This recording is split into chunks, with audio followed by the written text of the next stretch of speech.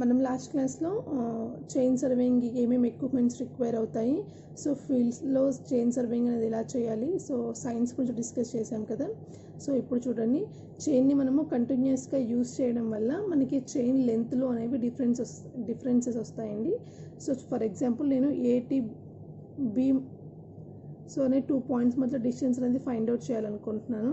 So నేను చైన్ని use చేసి ఈ పాయింట్స్ మధ్య డిస్టెన్స్ అనేది ఫైండ్ అవుట్ చేస్తాను. కానీ నేను ఆబ్జెక్ట్ అనేది లొకేట్ చేయాలి అనేసి అంటే ఖచ్చితంగా నేను ఏం యూజ్ చేస్తానంటే టేప్ యూజ్ చేసి ఈ 2 ఆబ్జెక్ట్స్ని నేను లొకేట్ చేస్తాను. సో టేప్ యూజ్ చేసినప్పుడు, ఫర్ ఎగ్జాంపుల్ నేను చైన్తో యూజ్ చేసినప్పుడు నాకు ఈ 2 ఆబ్జెక్ట్స్ మధ్యలో డిస్టెన్స్ అనేది 20 మీటర్ ఉందండి. అలా ఉంది. ఓకే, నేను ఇప్పుడు టేప్ ద్వారా ఇదే లెంత్ను మెజర్ చేస్తాం, నాకు ఏముంది అనేసి అంటే 20.1 మీటర్ అని వచ్చిందండి. సో నాకు ఎంత డిఫరెన్స్ ఉన్నట్టు 0.1 మీటర్ నాకు వచ్చేసి ఏముంది అనేసి అంటే ఎర్రర్ ఉంది. సో ఎర్రర్ అనేది మనకి ఎలా వస్తుంది అనేసి అంటే కంటిన్యూస్ యూజ్ ఆఫ్ చైన్ని మనము కంటిన్యూస్గా యూజ్ చేయడం వల్ల చైన్ లెంత్ అనేది మనకి ఇంక్రీజ్ అవ్వచ్చు, లేదు అనేసి అంటే మనకి డిక్రీజ్ అవ్వచ్చు అండి. ఓకేనా.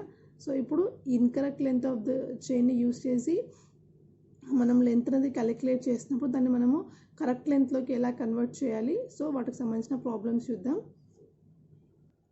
సో ఫార్ములాస్ రాసుకుందామండి. Correction due to incorrect length of chain, incorrect length of chain. So ఏమేమి కరెక్షన్స్ ఉంటాయి చూద్దాం. సో ఫస్ట్ వన్ మనకు వచ్చేసి ఏంటి అనేసి అంటే correction applied to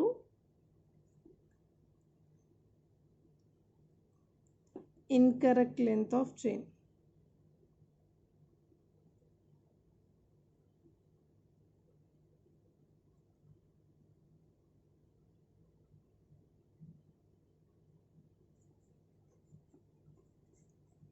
సో దాంట్లో ఫస్ట్ మనకు వచ్చేసి ఏంటి అనేసి అంటే true length.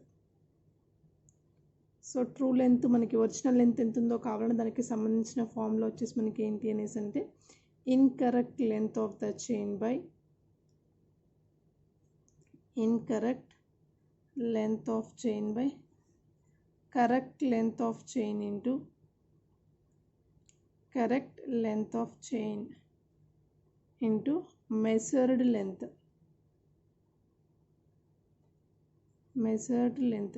Incorrect length of the చైన్ని మనం ఎల్ డాష్తో ఇండికేట్ చేస్తామండి. కరెక్ట్ లెంత్ ఆఫ్ ద చైన్ని మనం ఎల్తో ఇండికేట్ చేస్తాము. మెజర్ లెంత్ని మనం ఎంఎల్తో ఇండికేట్ చేస్తాం.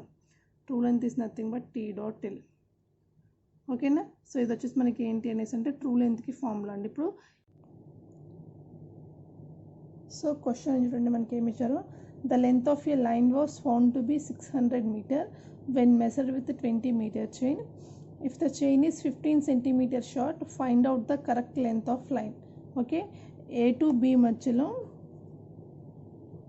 డిస్టెన్స్ అనేది 20 మీటర్ చైన్తో మెజర్ చేసినప్పుడు 600 మీటర్స్ వచ్చిందంట.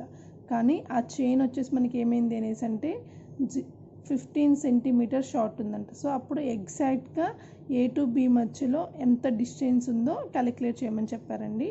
సో మనకి ఓవరాల్గా ట్రూ లెంత్ ఎంత ఉందో కావాలి.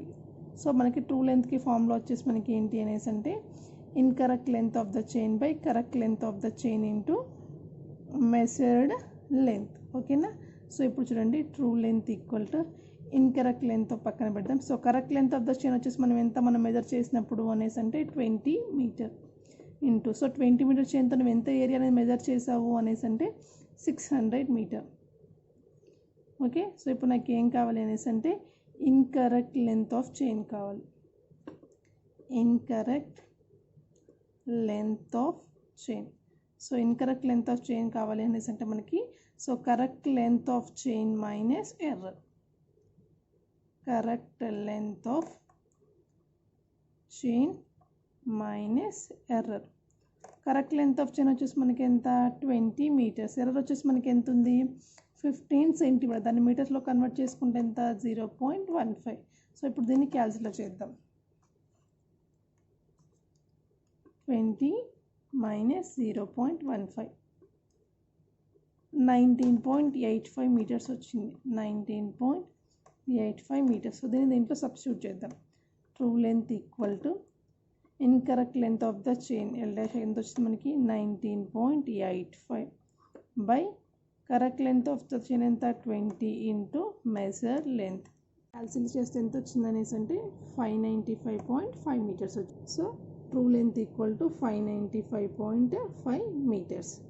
సో ఇది ఎప్పుడు లెంత్ అనేది చైన్ లెంత్ అనేది మనకి టూ షార్ట్ ఉన్నప్పుడు మనకి incorrect length of the chain కావాలంటే so correct length of the chain minus error చేసాం. సో ఒకవేళ టూ లాంగ్ ఉంటే ఎలా చేయాలో మనం నెక్స్ట్ క్లాస్లో డిస్కస్ చేసుకుందాం. Okay, thank you.